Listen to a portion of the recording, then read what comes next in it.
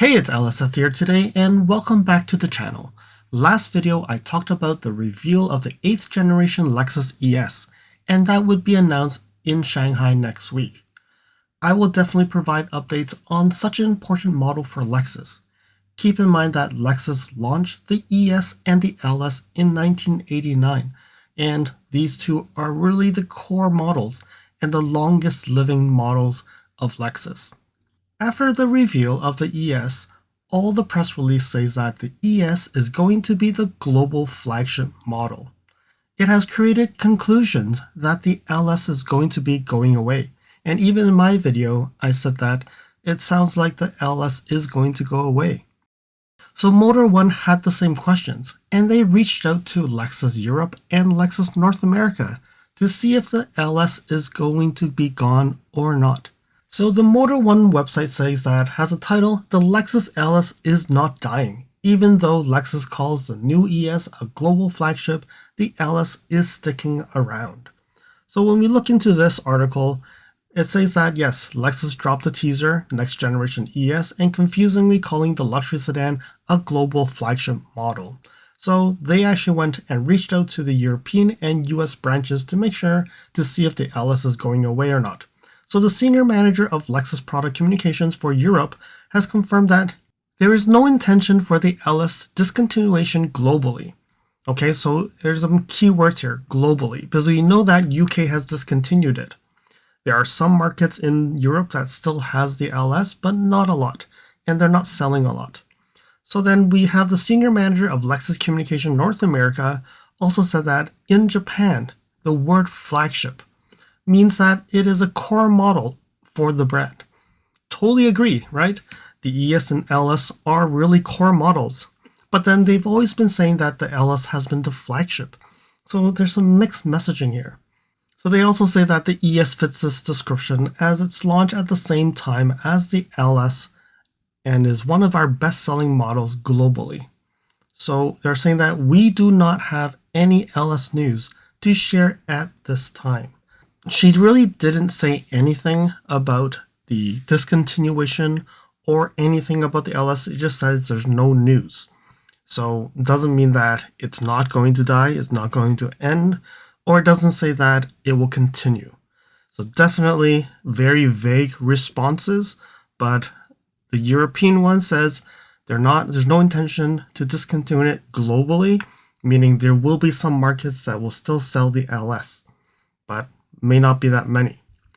So we continue down and they're saying that the current 5th generation LS has been out since 2017 as a 2018 model. Over the years, the sales have been dropping year over year. So that's why UK has pulled the plug. And they've only sold 3 in 2024 and only 39 in the 2020s. So definitely not a high selling volume car in UK, and that's why they discontinued it.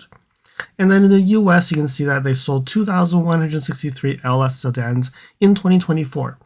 Again, we've always said when we look at the sales numbers, it's a low selling volume car.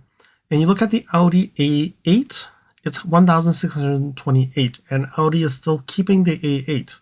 But you can see that the S-Class and the 7 Series, they're still selling like 8,000 to 10,000 vehicles. So definitely the LS formula is not working.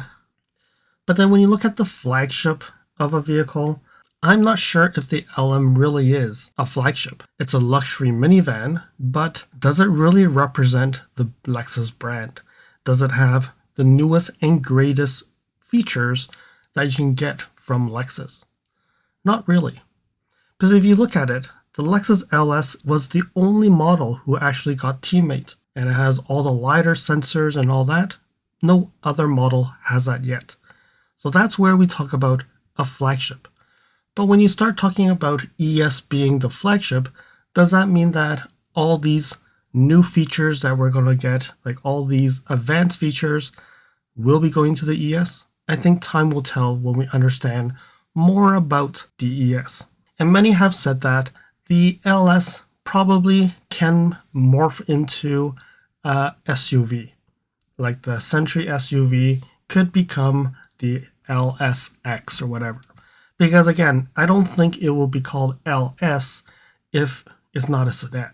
I hope that when they go and reveal the ES, they will have an explanation why it's a global flagship, because it's causing a lot of confusion.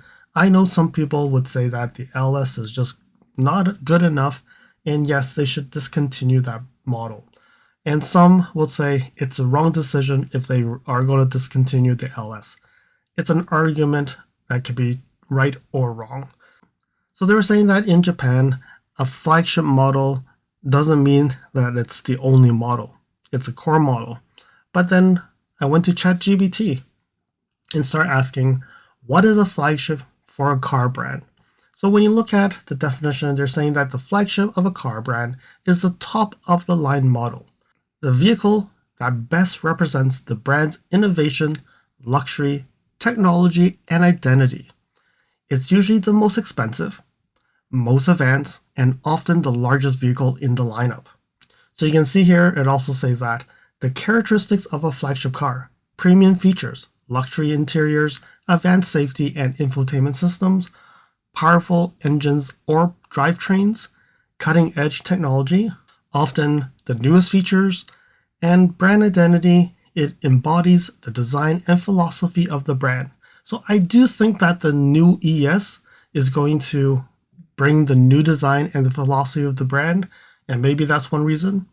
And the halo effect, meant to elevate the brand's image even if it doesn't sell in high volume. And I think the LS, because it hasn't been really redesigned much, it's lost that. So they gave examples here. Lexus, they're saying the LS sedan, though some may argue that the TX or the LX is becoming the new flagship due to market shift, so shift to an SUV. You can see that Toyota, historically the Century in Japan or the Crown. Mercedes is the S-Class, BMW is the 7 Series. It's kind of like the brand's show-off car. It says that what they're capable of. Even if most people will buy more affordable models, the flagship will set the tone. So with that being said, some may think that a brand could have multiple flagships. An example is the LS is the traditional flagship sedan.